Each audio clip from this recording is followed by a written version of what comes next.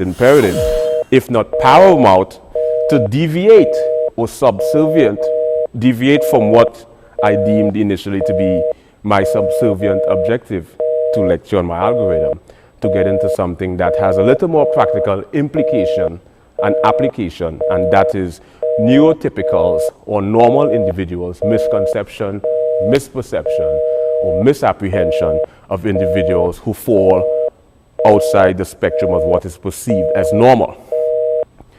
So today's lecture will be centered around mental disorder. Our primary focus is bipolar, and we're going to take a cross-disciplinary, a multidisciplinary, a transdisciplinary, and an interdisciplinary approach to mental disorder. So we are approaching mental disorder or mental diseases or spectrum or chronic disorder from quite a peculiar perspective.